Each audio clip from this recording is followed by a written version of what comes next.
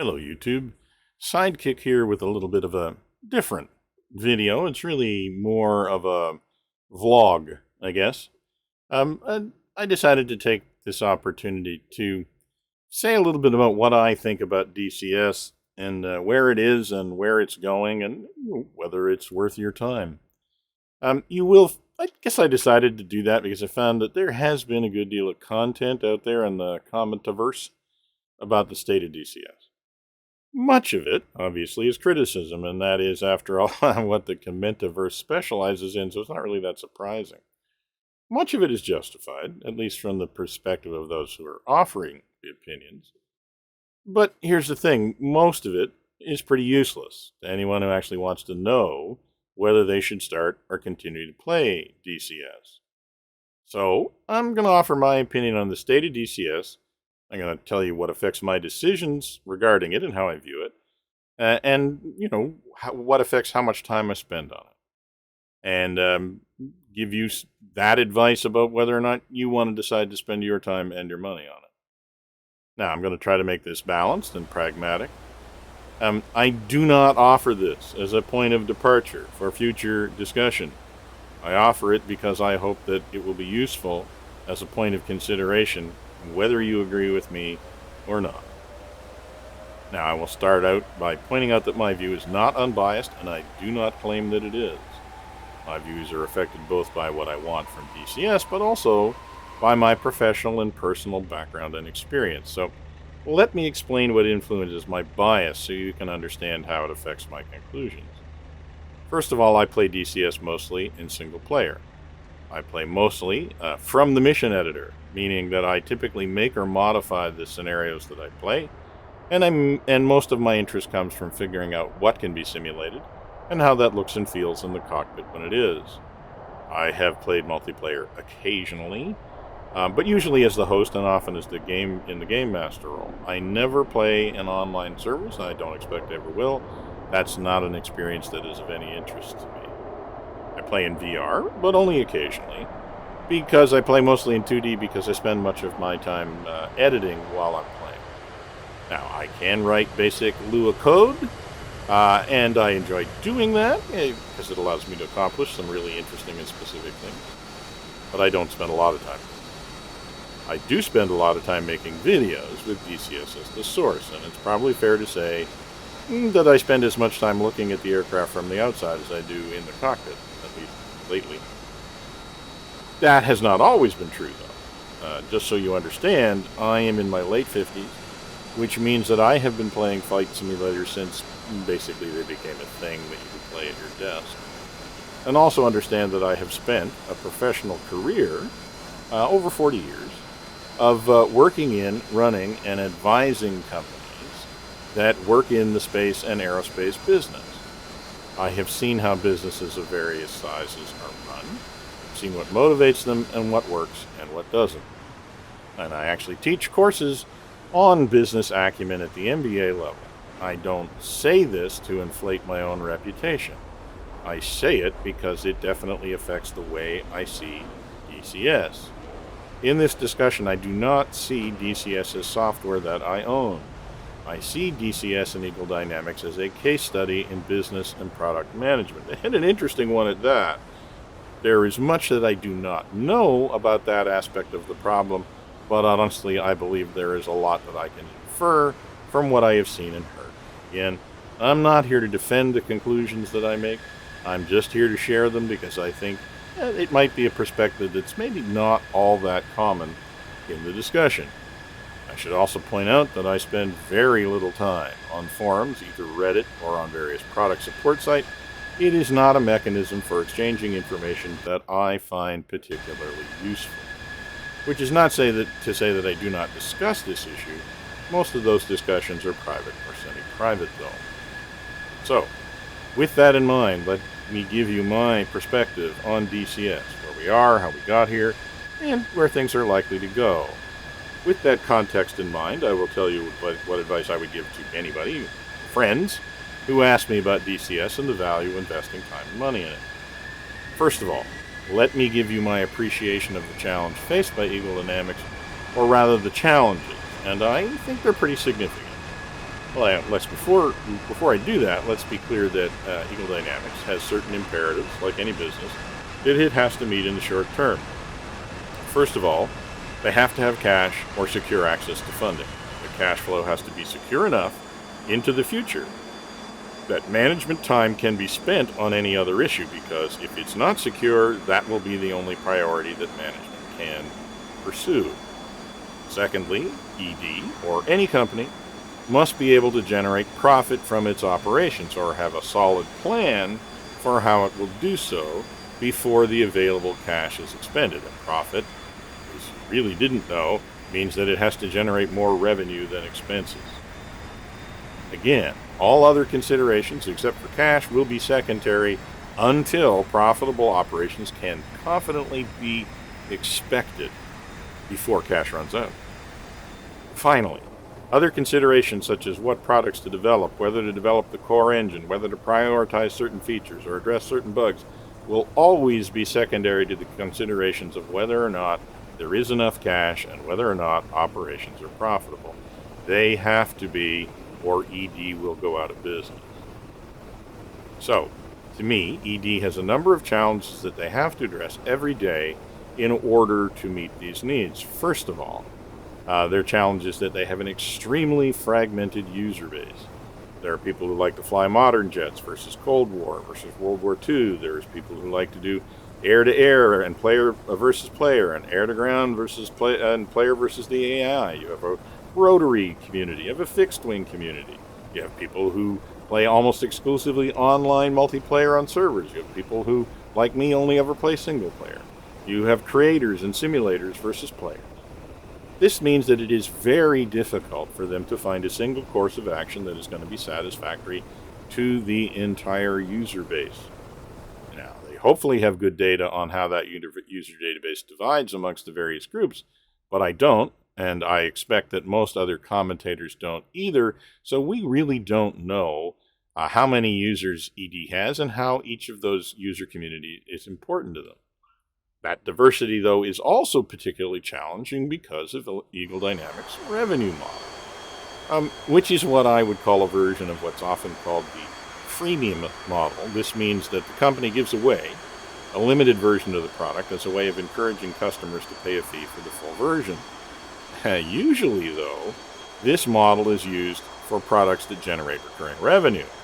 It's often used as a way of convincing customers to pay for some kind of subscription in order to have access to the full version of the product that they use on a regular basis and are unhappy with how much they can do with it. Now, it is this part of the freemium model that is an issue in Eagle Dynamics' case with DCS. Because in order to generate that recurring revenue, they need customers who have already opted for the premium service to continue to buy more modules, because that's their only source of recurring revenue.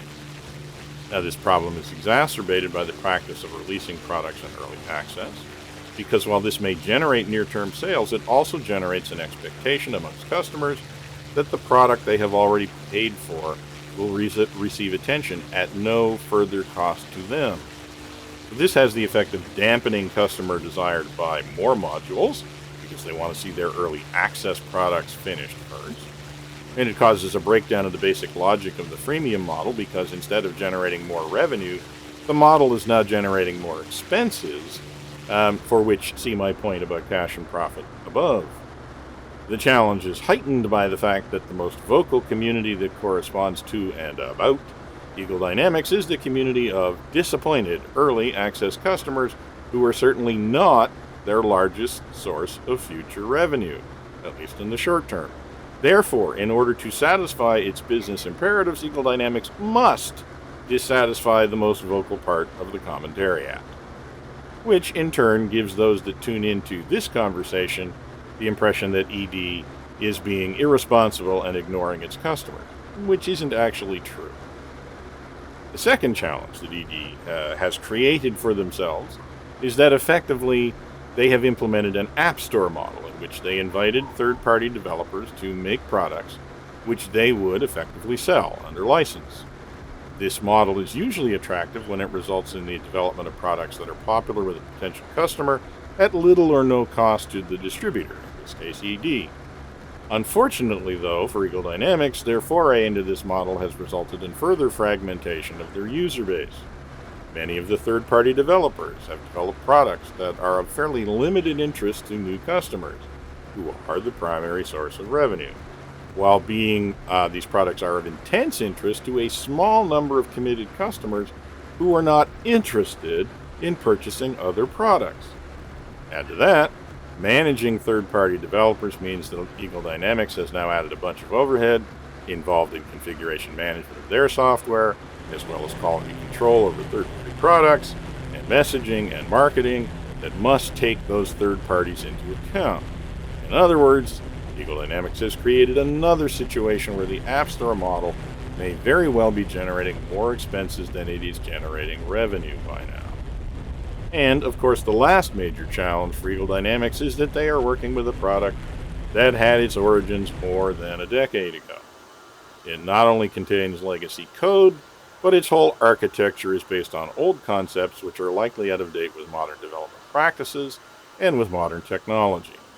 And this means that just maintaining the old code must generate significant operating expenses, while again offering no opportunity to generate revenue because the revenue model that Eagle Dynamics has implemented. So, is it broken? Well, it's fair to say that I think ED has created some significant headwinds for themselves. Arguably, they have done so because many of these challenges, I think, have been created in the mid and long term by measures that generated short-term growth at the expense of long-term sustainability. But since I don't know what facts were in evidence when the decisions were made, I can't really second-guess those decisions or criticize them.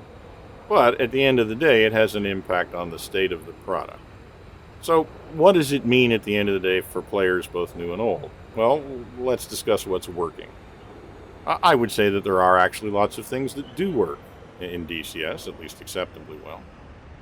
It is not an exaggeration to say that DCS is capable of offering the most authentic military flight sim experience available on the retail market.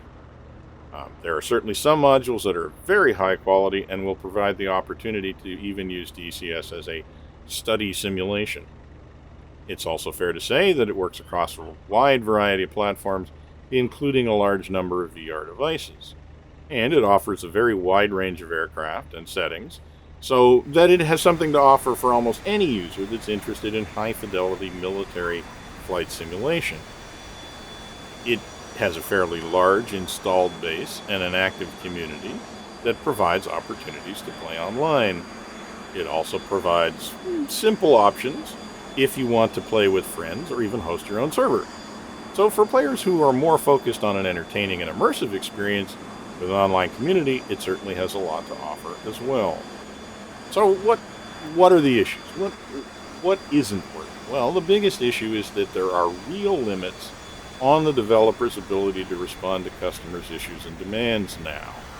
The user base is large and fragmented, and the company has a habit of moving products to market before they're finished in order to monetize them as early as possible in the development process. Then, the company appears to make fixing or completing those products a lower priority than completing the early development of more new products that can also be brought to market. Eagle Dynamics collaborates with third-party developers, but that collaboration is not always seamless, and again, it may result in reduced levels of product support for semi-finished products. Many of the company's products are also orphaned in that they are and have been of interest to only a small community, and so they don't really get a lot of support with online servers, and they also don't get priority when improvements or fixes are needed. So, given all of that, what should you expect from ED going forward? Well, first of all, you should expect that Eagle Dynamics is constrained by business reality. It's a reality that we can only glimpse and not fully appreciate from the outside. I really do believe that their current revenue generation model is what has logically led them to the current situation. Now, that situation is going to evolve. It may even become critical at some point and force Eagle Dynamics to make significant changes in order to survive, but it's not going to change in response to user demand. However passionately you feel about a topic, your opinion is only worth what you are prepared to spend in the future. It's nothing to do with what you've spent already. Every company needs to court an online community, including so-called influencers, but truly they can only be concerned about that community to the extent that it affects their business. Eagle Dynamics is not in the business of running a popularity contest. Your opinions only matter if they will affect Eagle Dynamics' business. This is not wrong. This is the only way to run a company successfully. You don't have to like the way Eagle Dynamic runs its business or the decisions they've made. But all you can do is decide to continue to buy or use the product or not. That's all. So, should you start or continue to play DCS? Well, that basically depends on what you want and how much you're willing to pay to get it. DCS is what it is. If you enjoy it and you find your continued investment in time to be worth it for the enjoyment you get, then you should continue. You should continue on the understanding that the way Eagle Dynamics runs its business and figure out how that affects the value of the products they offer for sale, though, and you just should decide if those products are worth the price that they ask for them. If you find the unresolved issues in DCS, and there are many, if those issues seriously impair your enjoyment and you spend much of your time either trying to work around them or fulminating about the fact that these issues have not been addressed, then it might be time to move on. Unless, of course, fulminating is where you get your enjoyment.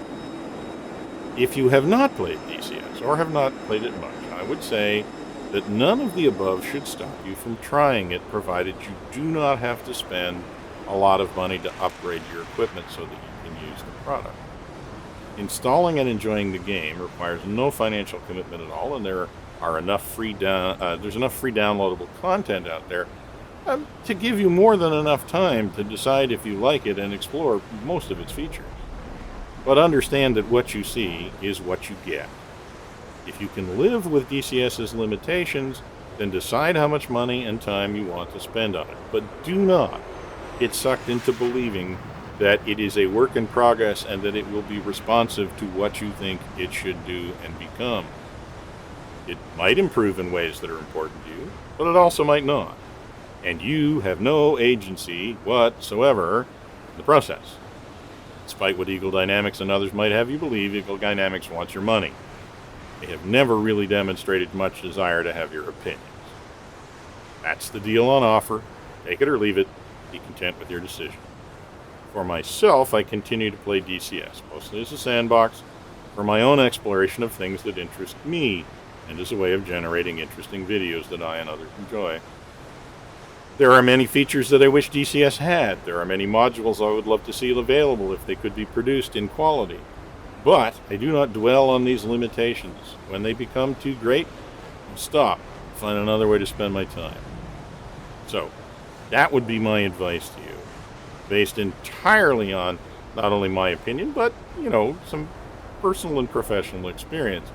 If you feel differently, then I would absolutely not argue with you, but I would not invite you to advance those contentious arguments in the comments. This was not meant to generate discussion.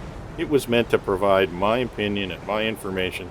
If it's helpful, I'm glad, and I'm glad that you spent your time listening to it.